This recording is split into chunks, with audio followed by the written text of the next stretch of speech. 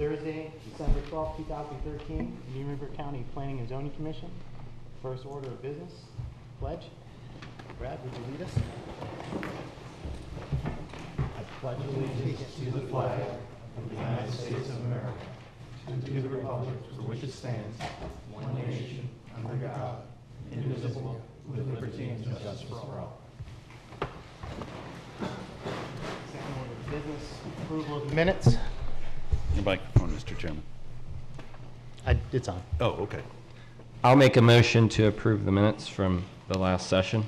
Have a motion to approve. I'll second that. Have a second. All in favor? Aye. Aye. All opposed? The ayes have it.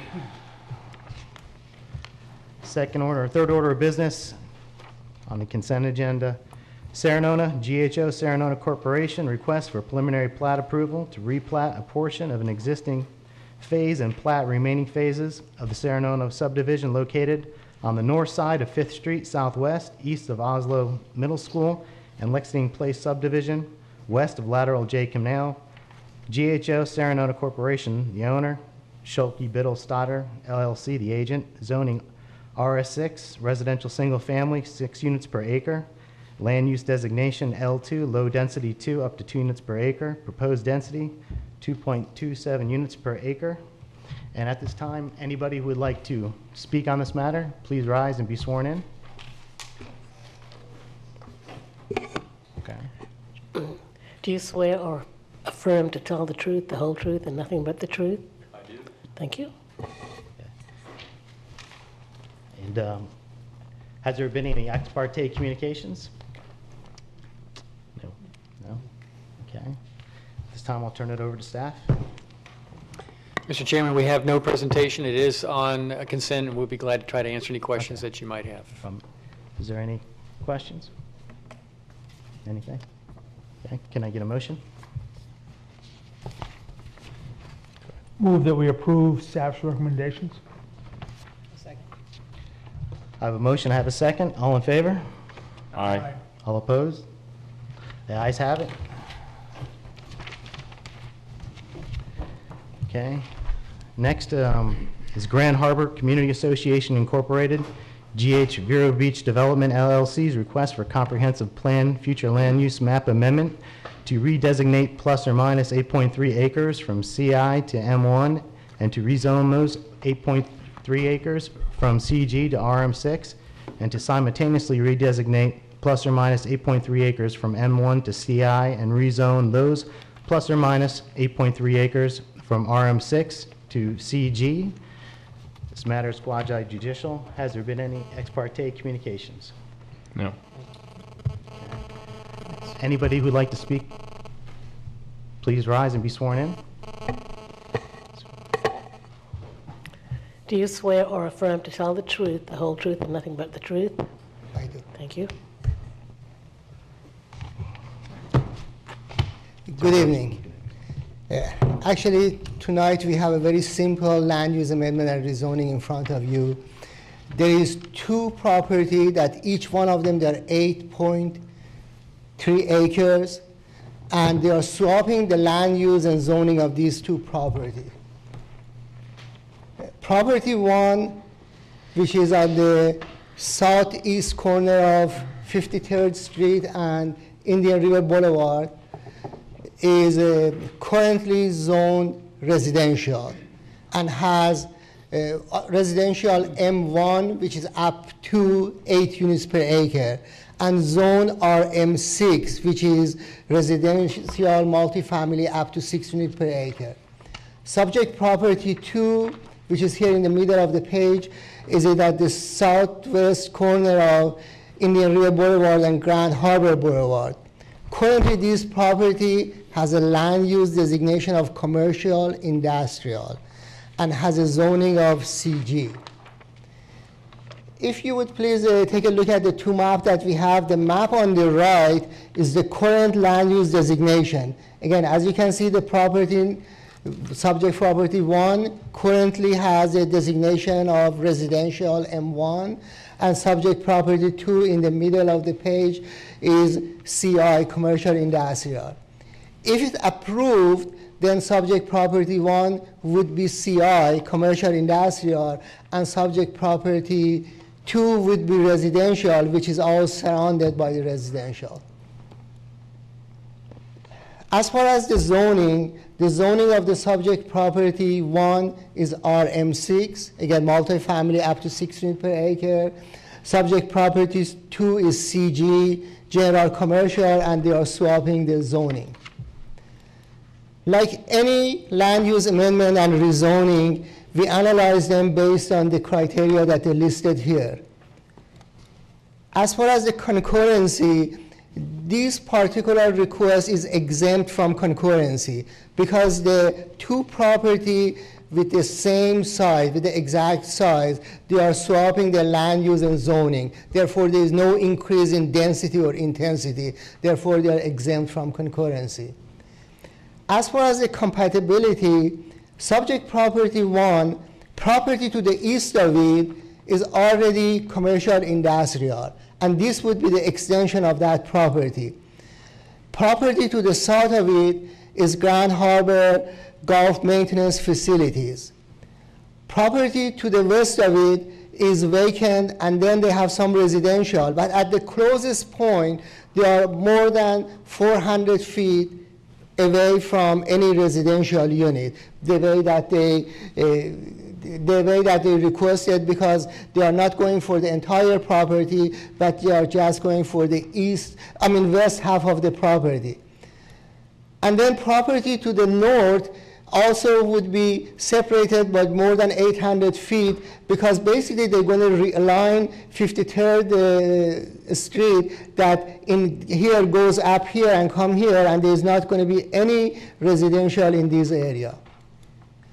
Subject property 2 actually is much easier because all the surrounding properties, they are residential, and this would go to residential. Therefore, there is no compatibility issue.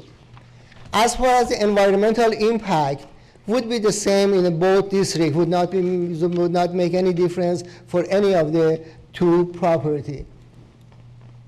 Also, we had to look at the consistency with the comprehensive plan, which we look at all of the applicable policies of the plan, and we noted those in a staff report.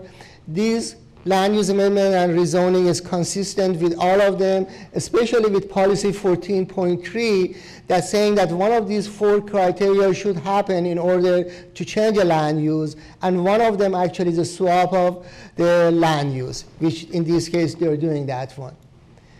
With that, staff recommend that you recommend to the Board of the County Commissioner to approve this land use amendment and rezoning. I would be happy to answer any question. Yeah, I have a question related to the future land use element Yeah. Section in your analysis. Is it an oversight that, I know you use the basis, this is just a swap or reconfiguration of land use. But is this one of those situations where it's an oversight and it's just better use of the actual land itself today? Actually, Grand Harbor, they used to have their sales office in that parcel, and that's why it was designated as commercial industrial. But Okay. now that building is demolished and is not there anymore. Okay. Therefore, it would make sense to change the land use. That way now all of the land use in the south portion, they're all going to be residential. Sure. And when it's going to be commercial, it's actually continuation of the commercial to the west. Yeah, I mean, it seems to make a lot more sense. Yeah, and that was the only proposed reason that the suggestion. Grand Harbor sales office used to be there. Okay. And if I could point out, Understood. one of the 4 criteria that have to be met, the first 3 tend to be, oversight, mistake, new information sort of thing, and the 4th one is specifically for Yeah. swaps. And I agree, in this case, the reconfiguration makes sense itself, and is specifically allowed. Yeah. Okay. Any further questions? Would the applicant like to give their presentation? Good evening. I'm Steve Moeller from Mastell & Moeller, representing Grand Harbor. Chris Cleary is also here, Director of Development, and Attorney Bruce Barquette. Sasan gave such a good presentation. We really don't have anything to add. If there's any questions you have of any of us, we'd be glad to answer. Is there anything? Yeah, I guess just your overall intent in terms of the development, if the change was made today and approved.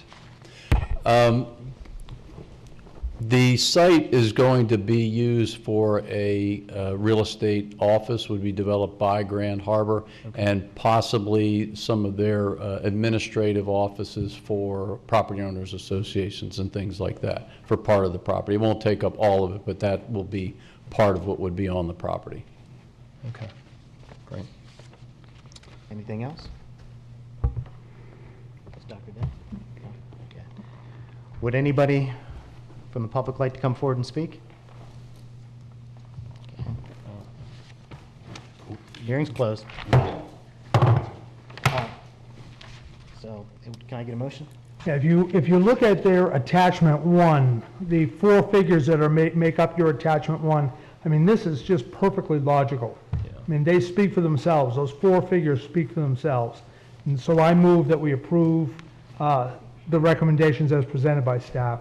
I have a motion by Dr. Day. I'll second that motion. Motion by Dr. Day, seconded by Mr. Stewart. All in favor? Aye. All Aye. opposed? Nay. The ayes have it. Thank you. Okay, planning matters, Stan? Thank you, Mr. Chairman. I do want to say that not long ago, about a day and a half ago, I spoke with the chairman, Sam Zimmerman, and he sends his regrets. He had a family situation and a memorial service to go to up in Ohio today, and he did ask me to not continue to postpone the wireless consideration on his behalf, and he gave me a few comments that I told him I would be glad to share with you all as well. But I would like to go into the matter and do a brief presentation. And I think it was actually it was a good thing for us to evaluate our wireless master plan and wireless regulations. We've had it in place for 11 years now. And I think it was a good exercise to go through, and actually the chairman felt the same way. I will just highlight some of the things from the report and then just field any questions that you all might have. In 2001 and 2002, the county hired a consultant to prepare a wireless master plan, and that consultant team has done many wireless master plans throughout the country and in Florida, and they have engineering, telecommunications, and legal expertise that they brought. And their exercise and their analysis included an inventory of tall structures and a build-out analysis using a cell phone coverage grid over the urban area of the county and other parts as well. And ultimately, the board adopted the plan and the wireless regulations. They went together. The plan and the regulations accommodate wireless demand, and they provide control for compatibility and aesthetics. They control tower type and height, also by zoning, and they require justification and visual compatibility, and you all have seen a few of those applications recently, especially stealth applications. There are certain levels of approval depending on the type of request, staff, Planning and Zoning Commission, and in some cases Board of County Commissioners approval if there's a special exception required. And the regulations incentivize using and rebuilding existing towers that were in place in 2002, as well as other tall structures. This is also shown in your backup, and this is part of that cell coverage grid that was placed over the urban service area of the county and that the consultant looked at back in 2002. And essentially it's a 1/2 mile type of search area. So one of these polygons here, each of these polygons is approximately 1 mile all the way across a 1/2 mile radius. And that still today is pretty much the industry standard for the type of facilities that we're looking at in the type of density that we have in Indian River County. This is a page from the inventory that was done and has been updated by staff with every tall structure and every tower that's been approved since 2002. And this is available to all, anyone who wishes to look at this. And we do have tower providers and wireless providers regularly check the inventory, and it provides the latitude and longitude and the type of tower facility and who owns it, and site plan approvals and other drawings and specifications that can be looked at. And it's a very, very handy tool. This is a map that shows what has occurred since 2002. The green little shapes indicate the specifically communications towers that were in existence prior to 2002. The kind of the aqua color are ones that have been approved and constructed since the wireless plans went into effect. And we've had two that have been approved recently that, again, they're approved, but they're not constructed yet. The Russell Tower, the flag tower up here near the city of Sebastian, southwest of the city. And then down off of Old Dixie on the heavy commercial site, there's also a monopole tower that was proposed down there. And you all have seen that. We have, in these last 11 years, had 2 towers approved, but were never constructed, and those approvals have expired. But essentially, the areas of these new towers really have, as it turns out, filled in that initial grid and the build-out grid that the consultant looked at. So we've really had no surprises. I think one of the things in going back and looking at the results of what has happened over the last 11 years, it has been encouraging, and that was kind of staff's sense of things, but we were able to quantify it with this review. We've had over 100 building permits issued since 2002 to either rebuild or co-locate and use existing towers and other tall structures, which is exactly what the plan is intended to do. Use what was already out there, rebuild it, make it stronger, and have some allowances for making it taller, use tall structures, and we have various ways of those being screened and so forth, and that seems to have worked well. We've had 12 new towers, 7 of them are stealth.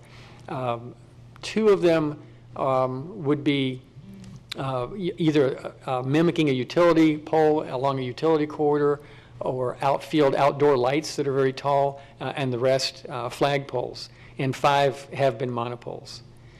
And staff's conclusion was that the plan assumptions and the analysis is still valid even with recent trends, and we described some of those in our staff report. And implementation of the plans has worked out as we planned. And staff's recommendation is that the Planning and Zoning Commission determine that the existing wireless plan and regulations are adequate. I'd love to hear your feedback on that. I would, Mr. Chairman, if you don't mind, just pass along Mr. Zimmerman's comments, since I can kind of go over that right now real quickly. Overall, he was glad to see the evaluation. It answered the questions that he had. His one item, and I guess he's had occasion to travel quite a bit since he asked about this in October, and looked, kept an eye out. And once you start looking for towers, you can definitely see them, and kept an eye out in a number of locations. And I think he was pretty pleased with kind of the way things have gone the last 11 years here. And he's very interested in the stealth towers, which is, of course, a lot of what we're getting now. And I wanted to show you 2 things. One is, this is from the Russell Tower application you all looked at a few months ago. And just to remind you that the typical flagpole design has a single smooth skin on the exterior. It looks like a flagpole. Interior to that outside skin are all the equipment and essentially cylinders for different cell phone type of antenna. So you don't have anything hanging off of there. You just have the flag coming off of the flagpole. Over the last several years, staff has gone from having the applicant kind of choose sort of the color of the pole. A lot of the older installations had white poles, but for the last several years, we've insisted on a lighter gray that blends in more with the sky and so forth. And Mr. Zimmerman's only comment was, and it's something actually staff has talked about in the past, is we allow flagpoles with flags, and it's given as an example in our definition of stealth. That's not an exclusive list, and I think we could allow flagpoles that are put up, and they could either have the flag or not have the flag, and it would depend. I think in some locations it makes sense to have a flag, such as at a park entrance or some facility like that. But in other occasions, it might make sense to essentially leave it without the flag on it. This is a picture, and I just for illustration purposes, this is the flagpole with the flag at the South County Park and the RO plant, adjacent RO plant. I think you all have seen this before in a previous presentation. And this is a very tall one, but it's in the context of over 80 acres, and I think it makes sense. And in a kind of a park or government setting, I think having the flag on that installation probably makes sense.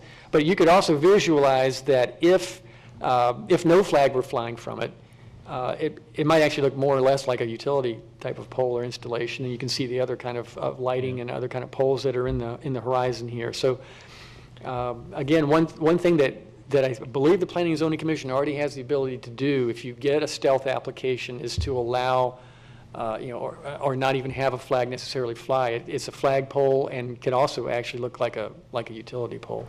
So I think that is an option, and that's something that was really, at the end of the day, the only comment I think that Mr. Zimmerman had. Was Mr. Zimmerman's concern on the slippery slope potentially that would arise, or just the lack of planning for the increased demand? I think it was a couple of things. One is, are we able to understand accommodate it? I think he likes the way that the ordinance is set up, that we allow fewer but taller stealth facilities and not have a lot of, say, 50 or 70 foot that are spread out all over the place. He thinks it makes sense the way that it's set up. And again, his only observation is, sometimes, the flag attracts attention, sometimes it's appropriate in the setting, and so there may be some times when it makes sense, and maybe most of the time it might make sense to not have to have the flag flown with the installation. But I think that's the gist of his comments. Okay. Any questions? Are the flags supposed to be lit at night? To my knowledge, yes. Can you do that? Yes. Yeah, the way that the way flags are lighted at night, generally it's uplighting. They are lit. All the way from the base. If they're a county or a government facility, that happens. Otherwise, they're raised and lowered, dawn to dusk sort of thing. One of the interesting questions that emerged in I think our October discussion was that it was stated, I think it was Mr. Keating that stated it, that the way the industry is trending is that in these heavily urbanized areas, we're going to get to a point where these boosters are mounted on telephone poles and they're virtually invisible. How close are we to that? I think it would probably be in high user areas where you would have offices in downtown type of urban setting. It could also be at you have a high concentration of users at high schools and colleges as well, as you might imagine. And so I think it's going to depend on the user. I don't think we have, generally high density areas like you're going to see in other metropolitan areas. I'd be surprised to see that. But we do have an installation outside this building on one of the taller power poles. So I know that we have some in this area. I doubt they would be in a kind of a uniform pattern like you might see in a high density metropolitan area. I don't know that we're going to get there anytime soon, if ever. So looking down the road, do you have any guess as to how many of these we're going to see in the next year, 5 years? I really don't, and I think the point that you made earlier is interesting. I mean, the type of higher density area or density user area situations that you see, you'd hardly notice them. There's very little ground mounting you can do behind the pole, but it depends. And it is an issue in some high density areas such as San Francisco and such. You've got hills to get over, and there are some conflicts at the street level sometimes. But I don't anticipate that here. Interesting. Anything else? What's your pleasure, gentlemen, ladies? Can I get a motion? I'll make a motion to approve staff's recommendation on their existing wireless master plan. I have a motion to approve. A second. Second, all in favor? Aye. All opposed? Ayes have it unanimously. And then we're off to playing information packets, Dan. Just a couple items to bring to your attention. Since your last meeting, the Board of County Commissioners approved the water and sewer connection policies. We had the properties within 500 feet of a main looped line. That was approved by the Board of County Commissioners recently, so that will go into effect. They also approved the 3 land development regulation amendments that you all recommended that they approve: the drive-through allowance for mixed-use PDs with certain criteria, the sidewalk extension for certain active projects, and also the mechanical equipment and small lot subdivision situation. So they approved all of those. Also wanted to let you all know, of course, there's no second meeting because of the holidays in December, so Merry Christmas. And also, we're going to try, we think what we'll be able to do is not have the first meeting in January, January 9th, and try to kind of corral everything to go to the second meeting in January, which I think is the 23rd. And that's all that I have, Mr. Chairman. Thank you, sir. One comment on the article, South Florida faces ominous prospects from rising water. I think we're going to have a difficult time convincing those to not to reside near the waters and near the coast. So I thought that was a very interesting article and commentary. Yes, the water is always and probably forever will be a draw, won't it? Exactly, yeah. Attorneys matters? Just real briefly, a question came up recently on the issue of emails and public records laws. Emails as far as scheduling, are you going to be in attendance, things like that. You're free to reply to something like that. That's not an issue that may come up before you to discuss. That's simply ministerial on Stan's behalf or on Rita's behalf as far as to get a gauge of who may or may not be in attendance for the meeting or possible meeting dates. The other thing that I'd just like to mention, another issue that came up, is still along the lines of an email where a member of a board sent out an email to staff and to other commissioners.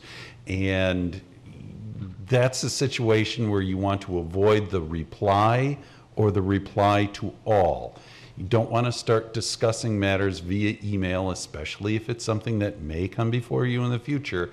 It is tempting sometimes, but resist the temptation and do not hit the reply or the reply to all. Discuss the matters here in the open. Questions? Yeah, should we avoid even sending out the emails to initiate the conversation? That would be best. Yes, that would be best. The one-way communications where you're saying, this is my opinion, or those type of statements, they are best to be made here at an open meeting and not via email. All right. I think we talked about this once before a year ago, and about your first example, the question about whether we're going to attend. Yes. Didn't you say at one point it's better to just reply simply to Rita rather than to everyone? That would be the best, yes. But that's all I had. Obviously, if you ever have any questions about anything, give the office a call. Okay. Thank you. That's all I had. Commissioners have anything they'd like to add today? Well, Merry Christmas to all. You too. Meeting's adjourned.